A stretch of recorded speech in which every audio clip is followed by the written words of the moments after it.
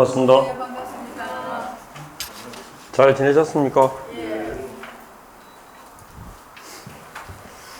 자, 지난주에 하셨던 거 보죠. 우리 인장까지 했죠. 그래서 사실은 좀 속도가 생각보다 늦네. 일단은 겸업부터 해가지고, 근데 이상한 게 거의 문제풀이 때문인가? 생각보다 많이 늦어. 오늘 41페이지야. 맞아요. 사무소하고 지난주 일단 했던 거 간단하게는 정리하고 하겠습니다. 그 기출문제를 가지고 정리를 하고 싶었는데, 그렇죠. 페이지 우리 겸업하고 몇 개만 보고 갈게요. 일단 지난주 했던 거. 오늘 이제 인장까지 했었는데, 인장도 마찬가지고 문제 몇 개만 보겠습니다.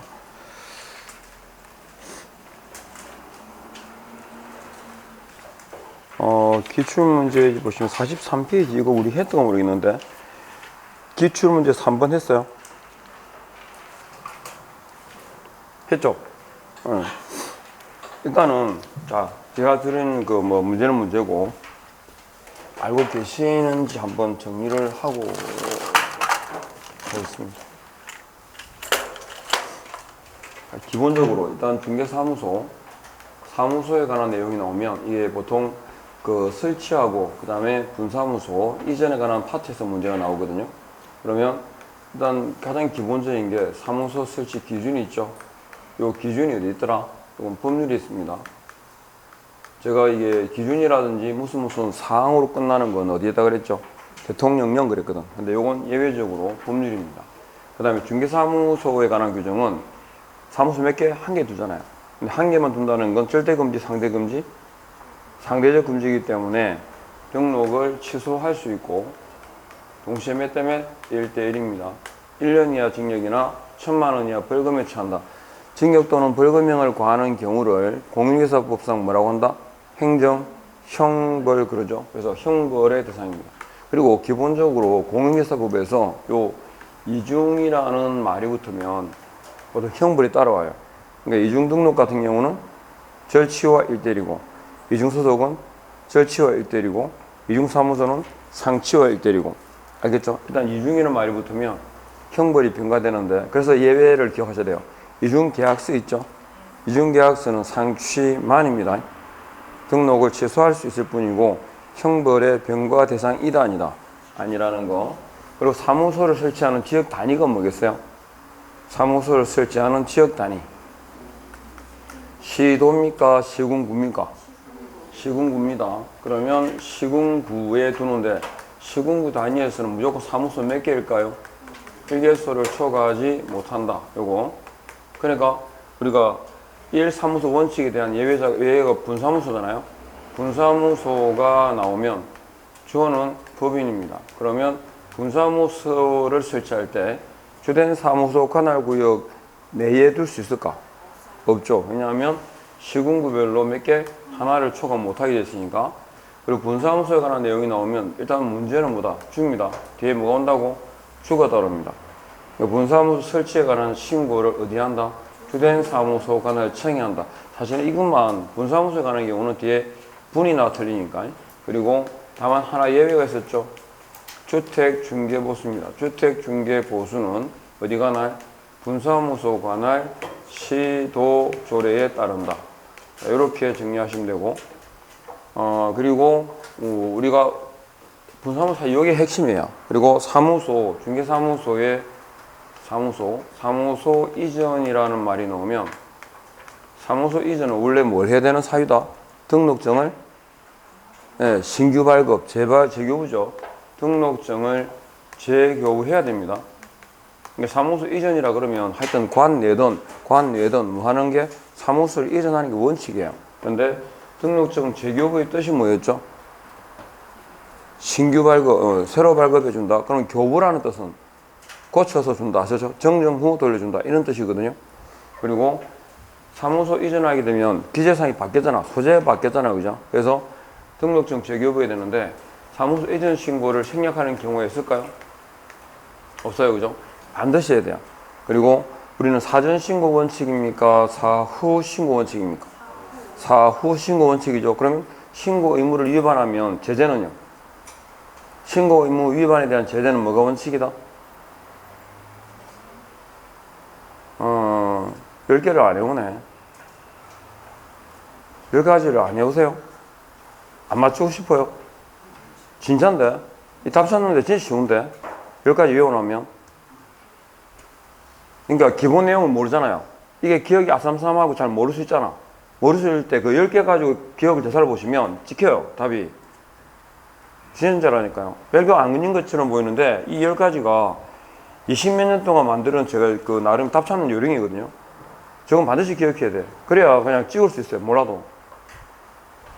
기본적인 내용을 이해하기가 훨씬 쉬워져요. 이렇게 위반했을 때 제재가 뭘까? 개업 공유사가 처음 오신 분이죠. 저분이 지금 몇 석씩 저를 처음 오시죠. 아니. 예. 제가 눈이 좀 작긴 한데 본인 보는 거 알 건데. 네. 아니, 괜찮아. 앉으세요. 아니, 저를 처음 오는데, 10가지라고 프린트 드릴 거거든요. 그거 무조건 외워야 됩니다. 그러니까, 공부를 처음 하셨어요? 작년에? 네, 작년에 하다가? 그럼 이제 1차 하시고 하는 거예요? 아니면 동차 하시는 거예요? 1차 하고? 됐다고? 1차부터 한답니다. 1차, 2차를 같이 하신다는 거죠? 예. 성공이 좀 같아요. 어쨌든, 1차는 열심히 하셔야 됩니다. 다 같이 열심히 해야 되지만. 근데, 거기 보면, 다시, 기업공유사가 공인중개사법의 규정을 위반했잖아요. 그러면 주어지는 행정처분이 뭐라고? 공부 안 하시네? 공부 안 합니까? 아니, 뭐 많이 외우는 것도 아니고 10개 외우라는데 그걸 10개를 못 외워가지고 개업공유사가 이런 위반했어. 그럼 주어지는 기본 제재가 뭘까요? 웃기고 있네. 상치 또는 의무정지. 이렇게 대답해야지. 예. 상치 또는 의무정지. 물론 실제 받는 제재는 의무정지겠죠. 그죠? 왜냐하면 상치는 의무정지니까. 근데 상치가 2번 되면 절치잖아요. 근데 결국은 상치나 의무정지나 다 의무정지 맞아요. 근데 왜 규정을 두냐면 가중처분 때문에 중복 위반했을 때 제재가 달라지죠. 상치는 2번째 날아가죠. 등록이. 의무정지는 3번째 날아가니까. 그래서 차이를 둘 뿐이에요. 결국은 의무정지예요, 사실은. 근데 어쨌든 절치는 없잖아요. 기업공유사가 이런 위반을 했어. 그럼 나오는 제재는 절치는 넣으면 안 돼. 절치는 중개업을 하면서 위반한 제재가 아니에요. 그거는 기본적으로 근원적으로 안 되는 거야. 이 정도는 하지 말라는 이거는 뭐 업을 하고 안 하고 문제가 아니니까. 그런 경우에 절치가 나오지. 그러니까 기본적으로 개공이 뭐뭐 했는데 등록을 취소해야 된다라고 넣으면 19번 틀린 거예요.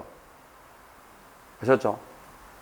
일반적으로 개공이 하는 중개행위에 대한 위반에 대한 제재가. 그러니까 그런 전제를 딱 깔고 있으면 어떤 위반을 제재를 받을까라는 생각이 들면 그것만 그거 가지고 판단하시면 돼요. 그것만 답이 나와. 자, 어쨌든 반드시 해야 되고 후회합니다. 그리고 며칠이죠? 후는 급한 게 아니니까. 그래서 100만 원 요거요. 10일 이내죠. 그리고 사무소를 이전한다. 사후 신고다. 그러면 ASB로 간다는 거죠. 현재 사무소 관할청은 A입니까? B입니까? B죠. 사후 신고니까. 그러니까 사무소는 현재 사무소 관할청을 뭐란다? 후 간청 그럽니다. 그러면 이전 전 위반에 대한 행정처분도 현재 사무소 관할청이 하는 게 맞겠죠? 그걸 사무소 관할청을 다른 말로 후 간청 이렇게 하죠.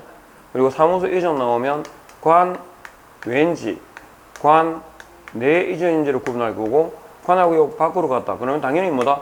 재교해야 되겠죠. 그러면 등록증을 재교부하면서 동시에 요거 송부라는 단어가 나옵니다. 그러면 일단 관 외 이전은 뭐가 나오면 안 돼? 교부라는 단어가 올 수 없어요. 그리고 관할구역 안에서 움직였으니까 등록관청은 변함이 없죠. 그러니까 어떻게 한다? 등록증을 고쳐서 돌려준다. 등록증을 교부할 수 있다라고 하죠. 이 뜻이 뭐라고? 등록증을 정정해서 다시 돌려준다라는 뜻이고, 재교부는 새로 발급해준다라는 뜻입니다. 사무소에 관한 내용은 요 기본적인 내용 요것만 알아도 돼요. 물론 이제 분사무소 나오면 분사무소는 신고하고 책임자가 뜨고 뭐 나오겠지만 기본 내용은 요겁니다. 자, 그래서 일단 사무소에 관한 내용도 그 정도만 아시면 되겠고, 그 다음에 우리가 겸업이라는 게 나오죠. 겸업은 딴 거 없어요. 6개를 핵심적으로 알고 있냐. 자, 겸업이라는 단어가 나왔어요. 겸업의 제한은 개업 공인계사 중에 누구에게 주어지는 제재다? 법인에게만 주어지는 제재고, 겸업 규정을 위반하게 되면 제재는 상치, 취소할 수 있다. 딱 여기까지는 기억해야 되고, 그러면 겸업에 관한 6개 업종이 쭉 나오는데, 기본적으로 이 문제가 나오면 6개를 아는지를 묻거든요. 아니면 이게 문장으로 나오면 항상 체크하실 거 이겁니다. 문장 형태로 나오면 항상 체크할 게 뭐라고? 주어예요. 주어가 만일에 공인사인 개공이 그러면 논할 필요가 없죠. 다 되니까. 이해하겠죠? 그러면 공인사인 개공은 그럼 된다고 와야 돼? 안 된다고 와야 돼? 된다요. 제한이 없어요. 제한 자체가 없어요. 자, 그 다음에 법인의 경우고 핵심되는 단어는 자, 대행이 몇 개 있어요? 대행이 2개 있어요. 대행이 2개 나오고 앞에는 뭐가 와야 돼? 상가랑 주택. 요게 포인트 딴 거고, 그 다음에 상담은 컨설팅이죠. 컨설팅은 대상물에 그리고 대상자의 제한이 있다 없다? 없어요. 부동산에 관한 이용 개발 거래에 관한 뭐다? 상담 그랬는데 여기서 주로 나오는 포인트는 개발 상담은 되는데 개발업은 돼 안 돼? 안 돼요. 그거만 기억하면 돼요. 딴 거 물고. 대신에 이것 때문에 헷갈릴 수가 있어요. 중개업이라고 나오면 중개업은 일반인에게 허용됩니까? 금지됩니까? 금지되어 있죠. 따라서 중개업 관련된 경영기법, 경영정보 제공, 이걸 뭐라고 하죠? 우리는 프랜차이즈 그럽니다. 경영기법이나 경영정보를 제공하는 업을 뭐라 그래? 프랜차이즈 그래요. 이 프랜차이즈업, 중개업 관련된 프랜차이즈업은 오로지 누구를 대상으로? 개공을 대상으로 한다라는 게 머릿속에 딱 박히면 위가 잘못된 질문처럼 보여요. 중개 의뢰인을 대상으로 한 토지 매매 상담 될까 안 될까? 될까 안 될까? 뭐 옆에 된다 하니까 되는 거겠지. 되는데 요 개공 요거 때문에요. 중개업은 프랜차이즈업은 누구? 개공만 대상으로 하거든요. 근데 중개 의뢰인을 대상으로 한 토지 매매 상담 그러면 이것 때문에 이게 뭔가 틀린 것처럼 보여요. 근데 사실적으로 실무적으로 있잖아요. 가만히 생각해보면 중개사무소에 와가지고 토지 땅 땅을 사도 될까 팔아야 될까라고 상담하는 사람은 개공이에요, 일반인이에요? 일반이에요. 그렇지, 당연한 소리지. 근데 시험 지문을 보면 틀려요. 어디서 끌고 오냐면 여기서 끌고 와. 개공이 되는데 상관없죠, 그죠? 네, 그러니까 공부를 안 하면 맞출 수 있는 게 공부하면 틀려요. 개론이 안 그렇던가요? 개론이랑 공부 자체가 보면 공부를 하기 전에 찍으면 한 반 정도 맞아요. 공부에 틀리면 찍으면 27.5가 나와요. 진짜 그런데? 자, 어쨌든 여기 하나, 둘, 셋, 넷. 그 다음에 용역이죠. 주거 이전, 부수 용역. 용역의 알선입니까? 제공입니까? 알선. 그러니까 개업 공인중개사는 이사 도배업체를 운영할 수 있다. 이러면 틀려요, 그죠? 왜냐하면 개업 공인중개사가 이사 도배업체를 운영할 수는 없죠. 이사 도배업체를 소개할 수는 있지. 그런데 만일 주어가 공인중개사인 개공이 돼버리면 그때는 이사 도배업체를 운영할 수 있습니까? 있습니다. 그죠? 예. 그래서 알선이란 말하고 이 제공이란 말은 운영과 같은 말이거든요. 그래서 뭐 이사 도배업을 겸할 수 있다 이렇게 나오기도 하고. 그래서 여기서 요 5가지는 주어에 제한을 받지 않습니다. 모든 개공은 다 되니까. 그 다음에 이제 경공매 업무가 나오는데 경공매 업무 중에서 경매 대상 부동산에 대한 대리 업무를 겸하는 경우에는 뭐한다? 법원에 등록해야 된다. 이거 확실하게 아셔야 됩니다. 법원 등록과 이어지는 건 경매입니까? 공매입니까? 법원 경매 그러지 법원 공매 그러진 않죠. 공매는 어디서? 자산관리공사 하셨죠? 캠코 자산관리공사라든지 지자체에 의해서 이루어지는 경우고, 경매는 법원에서만 이루어집니다. 법원 경매입니다. 그리고 동산부동산 부동산입니다. 요거 동산으로 바뀌거든요. 그 다음에 대리 업무를 겸할 때, 근데 권리분석이라든가 취득할 수는 원래가 판례상 중개죠. 판례가 중개이기 때문에 공인중개사법의 적용을 이거 좀 주의하시면 돼요. 원래 이 지금 여기서 언급하고 있는 이 업종은 중개업입니까? 아닙니까? 아니죠. 중개업이 아니기 때문에 법정 보수의 제한을 받을까요? 안 받습니다. 합의된 보수를 받으면 되거든요. 물론 이제 요건 예외죠. 대법원 규칙 예규에 적용을 받습니다. 그런데 경매, 공매 대상 부동산에 대한 권리 분석, 취득 알선의 경우에는 공인중개사법상 보수 제한 규정, 즉 보수에 관한 규정을 적용한다고 본다. 맞아요. 왜냐하면 판례가 중개거든요. 중개를 보기 때문에 그런 경우는 공인중개사법상의 그러니까 과한 범위에서 못 받는다는 거고, 구체적인 내용은 어디 있더라? 대법원 규칙 예규에 있습니다. 거기에 보면 뭐 상담 권리 분석은 50만 원 이렇게 돼 있거든요. 그래서 법 제한을 받는다는 거 정도만 아시면 되고, 하여튼 주어를 구분하셔야 돼요. 경공매업무 같은 경우는 주어는 뭐다? 개공은 맞죠? 모든 개공은 X.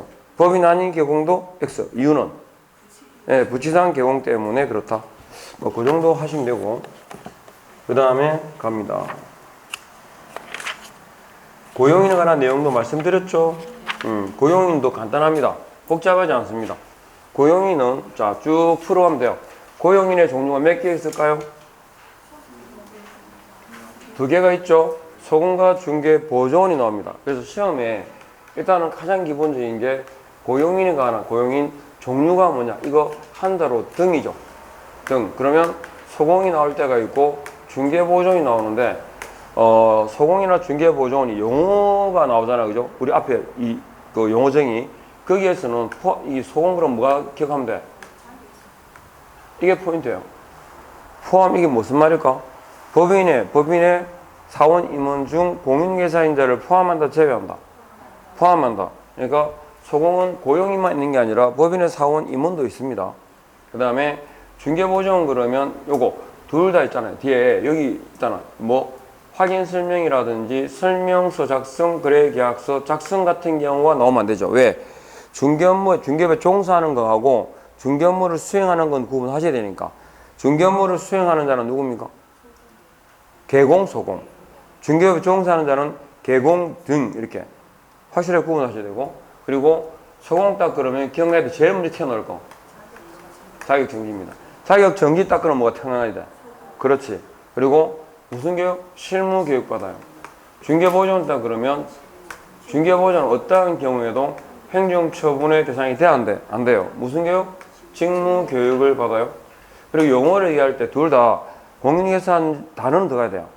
로스, 아닌 자로서. 아셨죠? 그 다음에 고용인을 고용한다 했을 때 신고하겠죠? 자, 그러면 개업 공인중개사가 누구 등록관청에다가 신고할 거고, 언제까지? 업무 개시 전까지 하겠죠? 언제까지? 업무 개시 전까지. 그러면 고용관계가 종료되면 종료된 날부터 10일 이내에 사후신고는 급한 게 아닙니다. 그래서 일단 사후신고는 알려는 줘야 돼 라는 뉘앙스예요. 그래서 10이라는 숫자가 뭐죠? 천천히 오래 길다라는 뜻이니까. 그 다음에 등록관청은 확인해야 될 게 3개 있습니다. 무슨 교? 자결교. 자가 뭐요? 자격 확인 요청해야 됩니다. 누구? 자격증을 발급한 시도지사에게 결격 사유 해당 여부, 교육 수료 여부를 확인해야 된다. 자결교. 됐죠? 그 다음에 고용인의 행위는 맞아요. 업무상 행위예요. 업무상 행위입니다. 그러면 업무상 행위는 중개행위죠. 어떤 게 중개행위다? 주관적으로, 객관적으로? 객관적으로. 요것만 알면 되고, 그 다음에 고용인의 업무상 행위는 개공의 행위로 뭐라고? 본다 합니다. 본다가 뭐죠? 책임진다. 추정 간주죠? 뭐 이것도 뭐 나왔으니까 한번 여쭤보는 거고, 설마 모르겠나? 그죠? 민법 배웠는데. 본다하고 어제하고 그죠? 추정하고 간주하고 그 차이를 모르지는 않을 거 아니에요. 그래 나왔어요. 추정한다고 이렇게. 본다가 아니고. 자, 그 다음에 고용인이 과실 책임을 부담하는 경우에는 개공이 자신에게 과실이 없음을 입증한 경우에도, 무과실임을 입증한 경우에도 상당한 주의와 관리감독 의무를 게을리하지 않았음에도 불구하고, 맞죠? 무과실로 민사 책임을 집니다. 해서 개공은 고용인 대신 책임진 거죠. 타인의 채무를 변제했을 때 주어지는 게 뭐죠? 구상권입니다. 타인의 채무를 대신 변제했을 때. 아셨죠? 그러면 개공은 고용인에게 구상권 행사할 수 있죠. 그 다음에 고용인이 48조 위반, 49조 위반 이렇게 하면 48조가 몇 대면? 3대3. 49조는 1대1. 우리는 두 걸 묶어서 뭐란다? 행정? 형벌 그립니다. 아우 잘해요. 형벌 그리고. 근데 왜 짝지는 오늘 안 왔어? 예? 짝지는. 태숙 씨는 오고 우주가 없어. 우주가 오늘 온다 했는데. 쉬는 시간에 빨리 오라 하세요. 예. 자, 48조, 49조가 형벌입니다. 공인중개사법상 이거보다 센 건 없죠. 이거 심각한 위반이라는 얘기입니다. 심각한 위반을 한 이유는 개공이 뭘 똑바로 안 했기 때문에. 개공이 뭘 똑바로 안 했다고? 관리감독을 똑바로 하지 않았기 때문에. 즉 다시 말해서 상당한 주의와 관리감독 의무를 게을리 했다는 얘기입니다. 게을리 했을 때 주어지는 규정이 양벌 규정입니다. 그럼 양벌 규정을 적용한다는 말은 잘못했던 거죠. 그러니까 개공에 대해서 벌금형이라는 형사상의 책임을 묻게 되는데 이 벌금 앞에 뭐가 들어가야 돼? 아니야. 네. 동일한 금액의 벌금이에요. 해당 조에 규정된 벌금이에요. 그렇지. 이게 객관식이에요. 여러분은 그걸 달달달 외울 필요는 없고 제가 두 가지를 말씀드리면 찾아내면 돼요.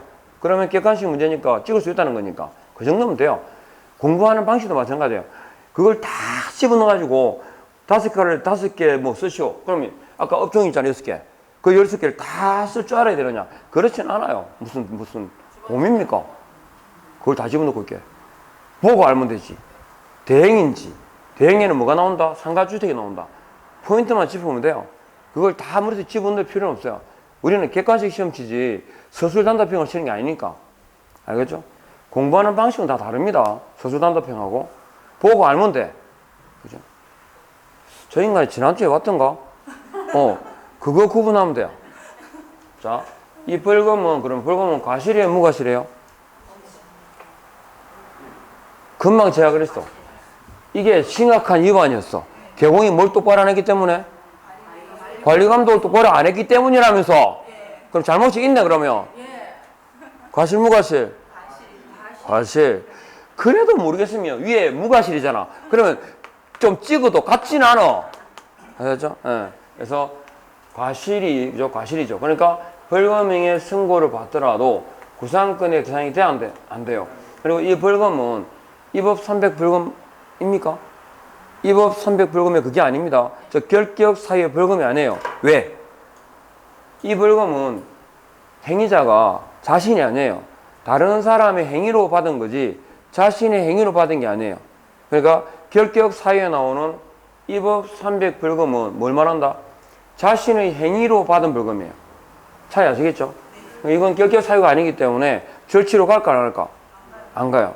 그러니까 공인중개사법상 개업 공인중개사는 고용인 행위로 그 등록이 취소된다 라고 나오면 OX, X입니다. 아셨죠? 그리고 고용인이 금지행위를 위반했다. 그럼 소공이 위반했을 수도 있고 중개보조원이 위반했을 수도 있죠. 소공이 위반하면 제재는 뭘까요? 그러니까 고민할 게 없다고요. 소공이 위반했네 그럼 뭘 생각하는데 자격 정지인가 보다 끝인데 뭐 자꾸 고민해. 그죠? 소공은 자격 정지입니다. 그러면 중개보조원은요.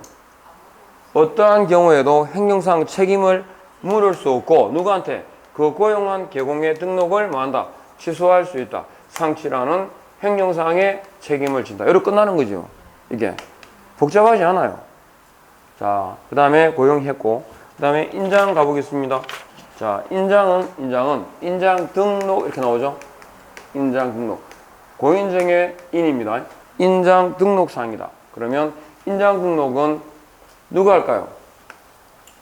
개공, 소공이 합니다. 이것도 첫 번째 누가 그럼 개공, 소공이 개공 등이 아니고요. 소공이 언제까지 해야 돼?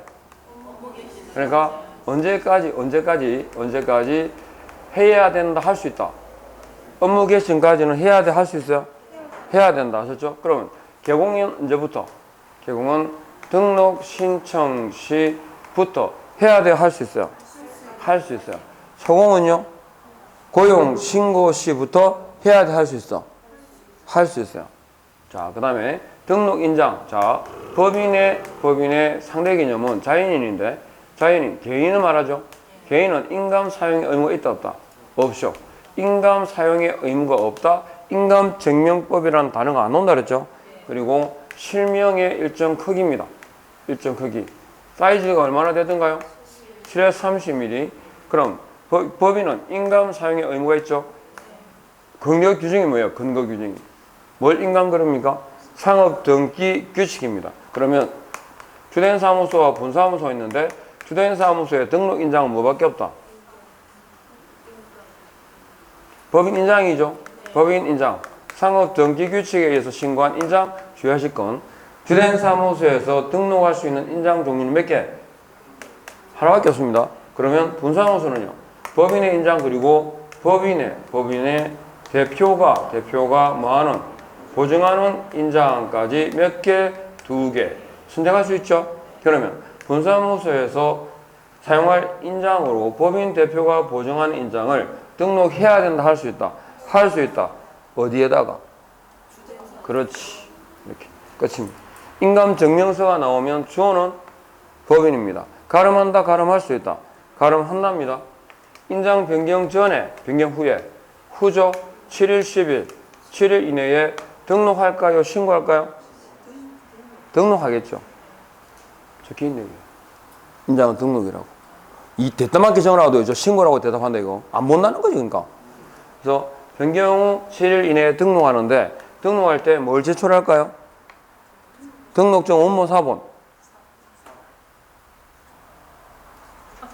좀 생각을 해봐요. 4번. 아니 너무 틀렸으면 커닝을 좀 맞는 걸 커닝을 해야지. 그러니까 자 이렇게 간단해요.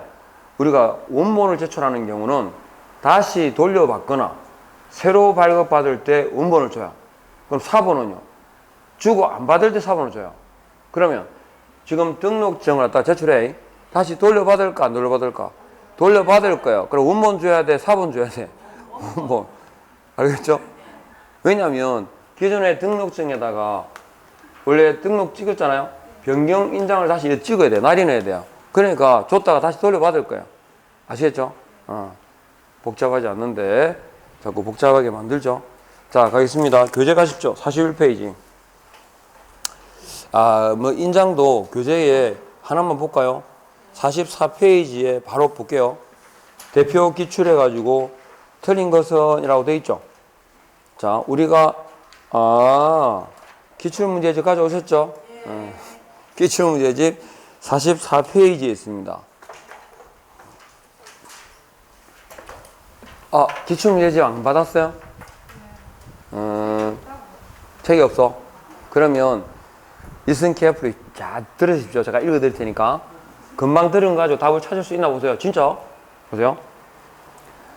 개업 공인중개사는 중개사무소 개설 등록 후에도 업무를 개시하기 전이라면 중개인이 사용할 인장을 등록할 수 있다. OX. O입니다. 언제까지는 오지, 언제부터라는 말은 없죠. 그죠? 등록 후라 됩니다. 2번. 소속 공인중개사의 인장 등록은 고용신고와 같이 할 수 있다. 맞죠? 세 번째. 분사무소에서 사용할 인장의 경우에는 법인 대표가 보증하는 인장을 등록할 수 있다. 맞죠? 소속 공인중개사가 등록해야 할 인장의 크기는 7에서 30mm 이내여야 한다. 맞죠? 개인이니까 사이즈 7에 30 똑같아요. 그 다음 소속 공인중개사가 등록한 인장을 변경한 경우에는 변경일부터 10일, 7일 이내에 등록해야 된다. 그죠? 정 기억이 안 나시면 똥칠 이렇게요. 변칠. 아셨죠? 이렇게 정리하시면 됩니다. 넘어가십시오. 자, 갑니다. 정말로 다음 주에는 무조건 여쭤보겠습니다. 10가지 외우는지 안 외우는지. 무조건 외워야 됩니다. 딱 틀리면 아니요. 틀리면 태수님은 뭐 할 거야? 틀리면 그세요? 손바닥 맞을 헐, 제가 어떻게 그 옥체에 손을 대겠습니까? 아, 괜찮아요. 학생인데. 아, 그래 정신 좀 차리지. 보세요. 아, 내가 하도 체벌을 하니까 아들 못. 아니, 그거 안 됩니다. 체벌은 절대로 안 됩니다. 왜냐하면 제가 사랑의 매라는 말처럼 말도 안 되는 소리 저 들어본 적이 없어요. 사랑의 매는 있을 수가 없어요. 그래요. 네. 요새 애들. 왜냐하면 누구를 때리잖아요. 애한테 있잖아요. 말로 해서 될 거, 때려서 될 것 같으면 말로 해도 돼요. 근데 체벌의 문제가 아니라 그 선생님이 가지고 있는 권위를 부모가 자꾸 깨요. 권위를 깨니까 선생님 권위가 안 살잖아요. 말빨이 안 먹히잖아요. 그게 문제지. 체벌 든다고 되는 게 아니요. 아, 선생 앞에서 담배품 같은데. 예? 선생 앞에서 담배품 같은데. 그러니까요. 아, 그럼 맞아야지 이거는. 아, 제가 진짜 솔직히 애 다 키우시잖아요? 애 키울 때 정말 순수하게 난 널 사랑해 하고 때린 적 있어요? 근데 거기에는 감정도 들어있어요. 제가 저희 집 청춘을 이제 키우면서, 너무, 그러니까 우리 청춘이 좀 이렇게 약간 자기 고집도 세요. 그래가지고, 뭐 때문에 하여튼 약간 거짓말 아닌 거짓말 비슷한 걸 했어요. 어릴 때. 그래가지고 제가 그 집에 우리가 왜 시골 가면 살 때라고 하세요. 대. 그걸 요렇게 하면 얇아요. 아프지는 않아. 뭐 짜다시 아프기는 않아. 그래가지고 뭐 이렇게 가르칠 때 이제 쓰려고 이렇게 따듬어놓은 게 있었거든요. 그래가지고 그걸 때렸는데, 그게 너무 마음이 아프더라고. 왜냐면, 그게 굳이 이렇게 야단을 쳐야 될 일인가도 싶고, 근데, 지는 그게 굉장히 쇼크였대요. 아빠는 늘, 우리 집에 강아지도 저는 만만한 사람이거든요.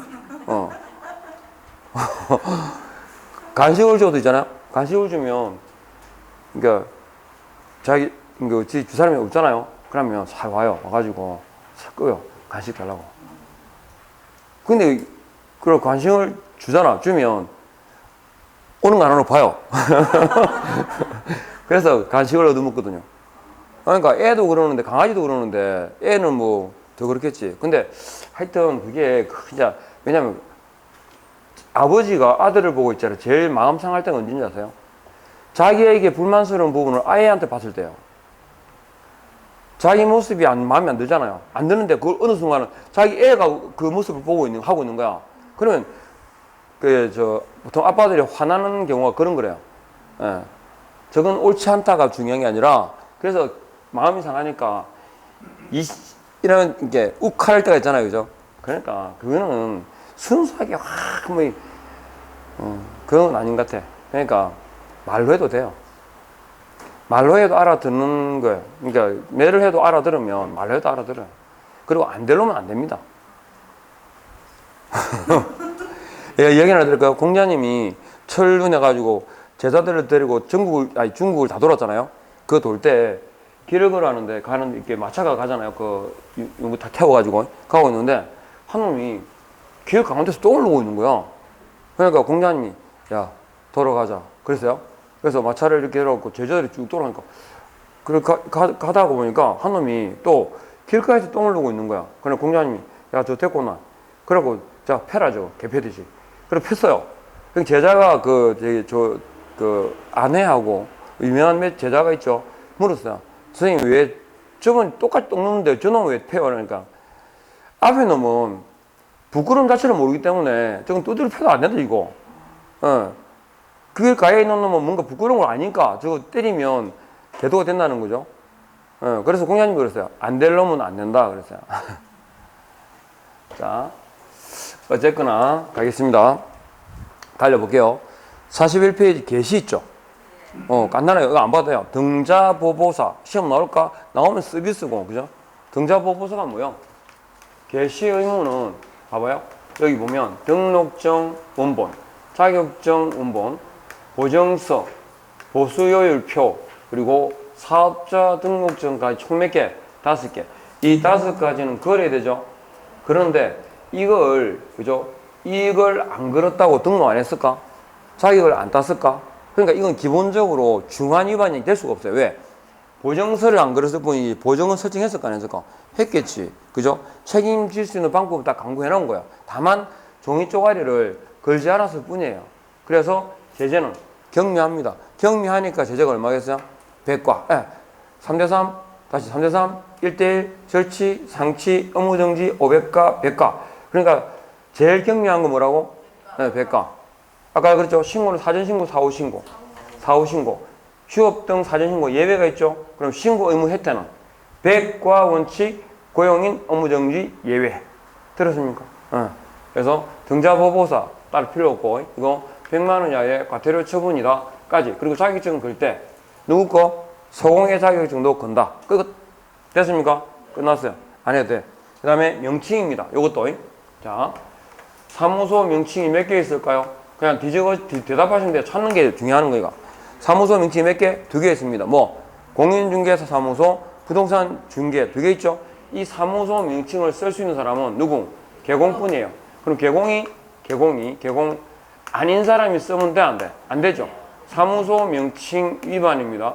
그러면 개공 아닌 사람이 사무소 명칭을 썼을 때 개공인자가 사무소 명칭을 썼을 때 위반했을 때 요건 우리는 문자 관련 위반이라고 해요. 문. 이게 평문산에 할 때 문자입니다. 문. 그리고 제재는요. 100만 원 이하의 과태료 처분입니다. 근데 만일에 간판에 아니면 사무소 명칭을 쓸 때 잘못 쓰게 되면 이거 100만 원 이하 과태료 처분이고 그 간판도 철거해야 돼요. 그러니까 간판 철거의 대상이 됩니다. 간판 철거의 대상이 된다. 그런데 개공 아닌 사람이 사무소 명칭을 쓴 경우를 우리는 뭐라고 하냐면 유사명칭 그럽니다. 유사명칭 그러니까 그죠? 무슨 표? 유비표 들어본 적 있죠? 유비표 유사명칭 비밀준수 표시하고 유비표 몇 대면? 1대1 그죠? 이항이라고 그랬어요? 김양이라고 그랬어요? 이항이요 그랬죠? 그것도 몇 대면? 절치와 1대1 그 다음에 정인검이 그러거든요. 정인검이 상치와 1대1 나온 김에 무조건 기억해야 되니까 정이 뭐냐면 거래정보사업자는 정보망을 운영하는 사람이죠. 거래정보사업자는 개공으로부터 의뢰받은 정보 외에 다르게 차별 공개하면 안 돼요. 즉 정보 공개 규정을 위반해서는 안 된다는 거고 사무소에 있죠. 이중사무소, 임시중개시설물 사무소는 아까 보셨잖아요. 절치상치, 상치와 몇 때문에 1대1 그랬고 그리고 금쟁이입니다. 금쟁이 가운데 1대1은 매무복구 4개밖에 없어요. 좀 이따 볼 거고 매무복구 그냥 해볼까요? 매매를 업으로 하지 마라. 그럼 매매할 수 있을까 없을까? 매매를 할 수 있어요. 그죠? 무등록자와의 무등록자와의 협력행위 무등록자인 걸 알면서 의뢰받지 말합니다. 간단하게 말하면 매무 그 다음에 법정보수 말고 더 받지 마라. 그렇죠? 초과해서 받지 마라. 그 다음에 거짓말하지 마라. 요 4가지가 금지 가운데 1대1입니다. 기억해야 됩니다. 왜냐? 여기다가 관이 나와요. 그러면 성격이 다른 것은 답은 얘죠. 나머지는 다 1대1인데 얘는 3대3이거든. 알겠죠? 그러니까 3대3은 다 몰라도 돼. 1대1만 나오면 돼. 종류는 묻는 거니까. 그러면 정인검 해가지고 이게 뭐라고? 상치와 1대1이에요. 그러면 형벌 사유로만 1대1은 무슨 표?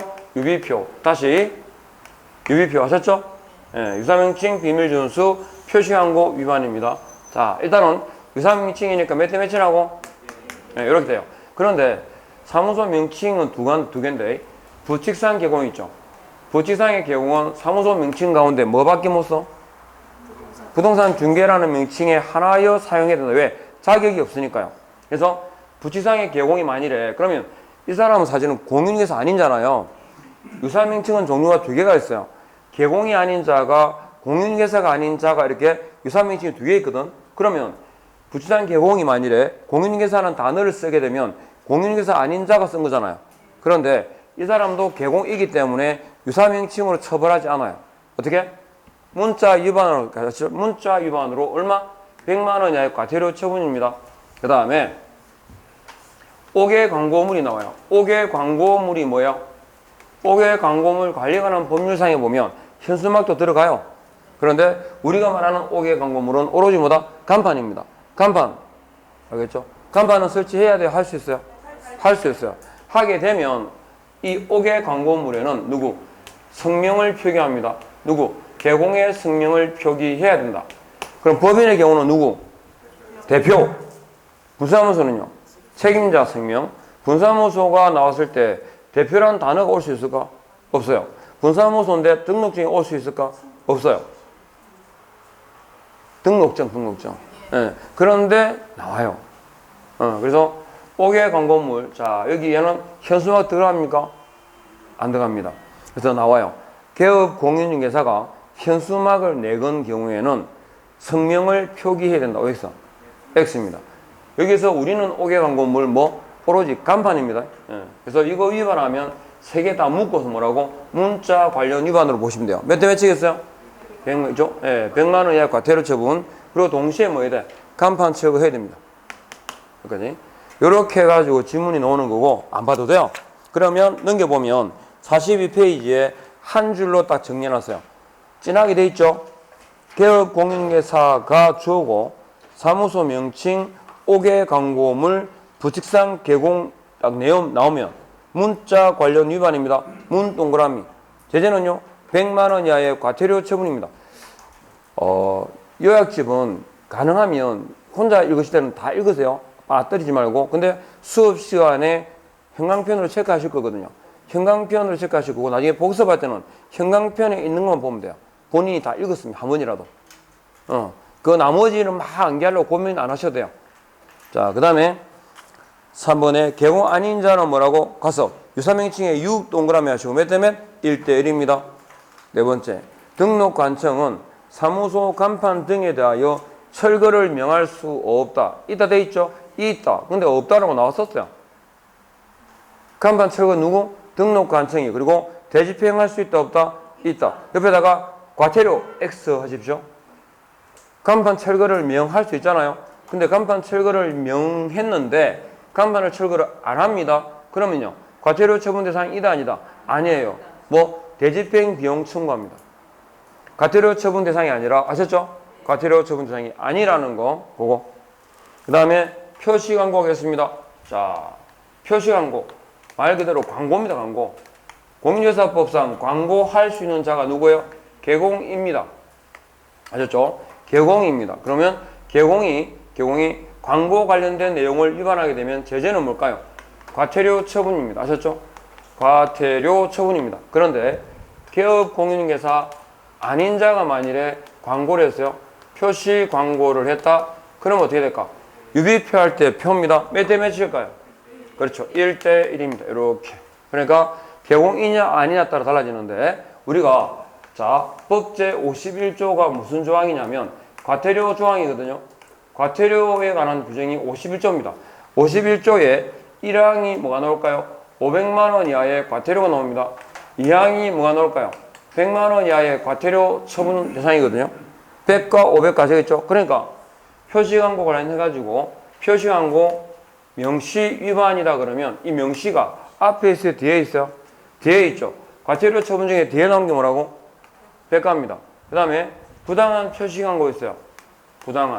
부당한 표시광고 그러니까 부당한이라는 말이 앞에 있어요? 뒤에 있어요? 앞에 있죠. 과태료 처분 중에 앞에 나오는 게 뭐라고? 500가입니다. 이해하겠죠? 여기 얼마라고? 100만 원 이하 과태료. 얘는 500만 원 이하의 과태료 처분 대상이다. 이렇게. 기본적으로 개공일 때는 뭐다? 과태료. 개공 아닐 때는 유의표 할 때 표. 몇 때문에? 1대1. 아셨죠? 이건 금방 입에 익죠? 1대는 확실하게 기억해야 됩니다. 행정 그 대상, 위반 사유와 제재, 행정처분까지 묶어서. 아셨죠? 그러면 답 찾을 수 있어요. 그래서 과태료 처분 대상이고 표시광고 할 때 이제 여기 보면 다른 거 필요 없고요. 명시해야 되는 게 뭔지, 부당하다라는 게 어떤 뜻인지를 알면 돼요. 광고를 할 때 명시해야 될 건 뭡니까? 중개사무소의 명칭, 소재지, 연락처, 등록번호, 즉 사무소에 관한 사항이고 개공에 관한 뭐 승명이겠죠? 이걸 명시해야 돼요. 명시해야 되는데 뭐는 나오면 안 돼? 중개보조원 나오면 안 돼요. 고용인입니까? 중개보조원입니다. 소공은요 그러면? 소공은 명시하면 될까? 규정 자체가 없습니다. 해도 된다. 겠죠? 왜냐하면 소공도 자격증 있잖아요. 자격증 있으니까 소공은 책임질 수 있는 자라는 뜻이고 그래서 명시를 하든 말든 언급 안 합니다. 그런데 중개보조원은 돼? 안 돼? 안 됩니다. 자, 그런데 인터넷을 이용해요. 즉, 광고를 하는데 블로그 등을 통해서 광고한다는 거죠. 그러면 여기에다가 뭐가 추가되느냐? 중개 대상물에 관한 사항이 추가된다. 얘가 없이 얘가 아니고요. 1번, 2번에다가 이게 추가되는 거죠. 뭐 중개 대상물에 관한 경우는 소재지, 면적, 가격, 종류, 거래 형태, 그리고 종류니까 건물일 수도 있고 토지일 수도 있잖아요. 그래서 만일에 이게 건축물이라면 건축물 현황이 들어가요. 건축물 현황 그러시면 돼요. 어떤 게 있을까? 본인이 아파트를 구해요. 아파트를 내가 구한다. 그러면 일단 뭘 볼까요? 청수가 얼마인지, 맞죠? 총 청수가 나와야 됩니다. 그 다음에 권령이 얼마나 되는지, 그게 사용 승인이죠. 그 다음에 방향이 남향인지 따져보겠죠. 그 다음에 방, 욕실 개수, 방 몇 개, 욕실 몇 개, 그죠? 그 다음에 주차 대수도 알아봐요. 한 세대당 1점 몇 대, 뭐 2점 몇 대 있잖아요, 그죠? 2점 몇 대 되는 경우는 없겠다, 거의. 1점 몇 대겠죠. 오피스텔은 더 작을 거고, 한 대가 안 되는 경우가 많더라고. 이게 법이 계속 바뀌었어요. 주차와 관련된 법이 바뀌어요. 그래서 그 예전에는 한 대가 안 돼도 됐어요. 근데 지금 오피스텔 같은 경우도 한 대 넘어가죠. 규정이 계속 강화되는 추세라서 주차 공간 확보를. 그리고 이제 그런 내용들이 여기 나와야 돼요. 그리고 입주가 언제 가능한지. 근데 이걸 암기하지 마시고 내가 아파트를 구한다 생각하시고 기본적으로 확인해야 될 걸 체크해 보면 거의 주목될 거예요. 집을 한 번쯤 사봤으면. 그리고 여기까지 세 개죠. 일단 중개보조는 넣으면 돼, 안 돼? 안 됩니다. 이게 명시사항입니다. 그 다음에 부당하다 그랬는데 부당하다라는 게 뭐냐면 자, 부존 무슨 말이냐? 중개 대상물이 존재하지 않는 거죠. 그리고 거짓, 그 다음에 과장, 그리고 부동산 거래 질서를 해치거나 그러는데 이걸 교란이라고 합니다. 부존의 반대는 있는 거죠. 그러니까 이걸 기억하셔야 돼요. 이거는 부존이면 이거는 중개 대상물은 있는데 중개할 수 없거나, 아셨죠? 중개할 의사가 없거나 선택 중요 사항에서 거짓말 같은 거 있잖아요. 이런 경우가 여기 들어간다 보면 돼요. 그래서 항목을 조금 보여야 되는데 딴 거는 뭐 다 아시는 거니까. 여기 보니까 부당하다 해가지고 한번 볼게요. 43페이지 보니까 그 부당하다 할 때 첫 번째 부존이 나오죠. 부존이 나옵니다. 존재하지 않았어라고 되어 있는데 어떤 거냐면 1번에 중개 허례 의뢰, 중개 의뢰하지 않았음에도 개공이 뭐라고? 임의로 광고하는 거. 즉 내가 의뢰받은 적이 없어요. 의뢰받은 적이 없는 물건인데 그냥 저 물건 저 집이 괜찮네 해가지고 물건을 올리라는 거야. 보고 아마 가끔 이런 것도 봅니다. 그 다음에 두 번째 14-2번지 가보니까 물건이 없어요. 저 위치하고 아셨죠? 광고한 위치에 존재하지 않는 거. 그 자리에 없는 거죠. 부존입니다. 그것도. 그 다음에 세 번째 동일성을 인정하기 어려운 거. 어떤 경우죠? 이거 소개팅 나가면 그렇죠. 소개팅 나가면 동일성이 인정이 안 되잖아. 사진바를 그런 겁니다. 이게 부존입니다. 부존. 아셨죠? 그 다음에 2번이 뭐냐면 거짓인데 거짓은 다르게입니다. 자, 동그라미 1번에 가격 동그라미, 2번에 면적 동그라미, 4번에 지목 동그라미. 그래서 가격, 면적, 지목이 다른 거 있잖아요. 이게 거짓이에요. 평년도 사진이 아닌 것 이용까지 줄 거놨죠. 그 다음에 과장은 뭐냐면 성능 있죠. 성능 동그라미. 2번은 관리비, 3번은 방향 몇 도 이상? 90도 이상. 그 다음에 4번이 뭐냐면 직선거리요. 거리. 직선거리를 표시하면 안 됩니다. 실제 거리지. 그러니까 롯데마트에서 5분 거리 걷잖아요. 근데 알고 보면 신호도 건너고 돌아가면 한 15분 걸려. 뭔 말인지 알겠죠? 보통 역세권 걸을 때 무슨 역으로부터 5분 거리가 여기에서 딱 찍어가지고 포토사이트 있잖아요. 지도 같은데 딱 찍어서 얼마만큼 딱 끌고 오면 몇 분 딱 나오죠? 그거 말고 실제 거리를 말합니다. 자, 그 다음에 세 번째 갑니다. 거래 질서를 해치거나 그랬는데 그게 자 1번 봐요. 중개 대상물이 존재하지만 컷. 앞에는 부존이었죠. 이건 대상물은 있어요. 있는데 중개 대상이 될 수 없는 거. 갑니다. 1번. 내가 의뢰받은 물건이 아니에요. 다른 개공이 의뢰받은 물건이 있죠. 그걸 동의를 안 받고 내가 그냥 공개한 거야. 즉 남의 중개사무소에 올라와 있는 물건을 임의로 뭐라고? 내가 공개한 겁니다. 그런 경우 종종 보실 건데 실제로 이거 많아요. 이런 경우. 내가 내놓은 물건이 아닌데 내 물건이 나와 있다든지 나는 분명히 이 소장한테만 얘기했는데 그 물건이 다른 집에도 올라와 있어요. 그런 거 보셨죠? 걸립니다. 그거. 부당한 표시한 겁니다. 그 다음에 2번. 이번에 거래 계약이 내가 가지고 있는 물건이에요. 내가 가지고 있는 물건인데 이 물건은 좋아요. 그래서 계약이 이미 됐는데 삭제를 안 하는 거야. 이해하겠죠? 그럼 대상 물건이 있죠. 그죠? 물건이 있는데 삭제를 안 한 것도 부당한 거야. 그 다음에 그 다음 거 뭐냐면 아예 계약이 된 걸 알면서 물건을 올리는 거야. 이해하겠죠? 앞에 거는 있는 걸 삭제 안 한 거고 뒤에 거는 거래된 줄 알면서 물건을 강구하는 거야. 아셨죠? 예, 그거인. 그 다음에 2번. 중개할 의사가 없는 게 대상 물건이 있는데 개공이 두 개의 물건을 제시하는 거야. 제시하면서 A 물건은 비교돼서 나왔을 뿐이지 아예 중개할 의사가 없어요. 그러면서 어떻게 한다고? B를 물어. 근데 의뢰인은 A가 좋아. 그러면 계속 A의 물건에 흠을 드는 거야. 흠. 아셨죠? 중개하기 싫다는 거지. 그러니까 그런 겁니다. 그 다음에 3번이 뭐냐면 선택 중요사항에 대해서 누락 은폐 축소하는 경우를 말하거든요. 자, 1번. 지나치게 작은 글씨로 이해하시겠습니까? 근데 이거 보통 보험 광고 같은 데 다 넣어줘. 뭐도 처음에는 있잖아. 무슨 광고할 때는 다 인증해주고 뭐 다 받아주고 막 그래요. 그래서 마지막 끝날 점에 뭐랍니까? 요만하게 당구장 표시하고 그걸 그 화면에다 뜨죠? 뜨면서 그 손과 따라라락 있잖아요. 그죠? 그럼 뭐 보험료가 인상될 수 있고 뭐 그거요. 그것도 뭐라고? 부당한 광고입니다. 예. 그 다음에 2번. 지나치게 생략된 설명 제공 그랬는데 자, 줄 거는 것만 보세요. 뭐 행위 제한 있음 이러면 틀려요. 아시죠? 구체적으로 어떤 제한이 있는지를 설명해야지 밑에다가 행위 제한 있음 이 사실만 가지고는 설명 아시죠? 내용을 다 기재도 볼 수 없어요. 그거. 그 다음에 오른쪽. 자, 세부적 보입니까?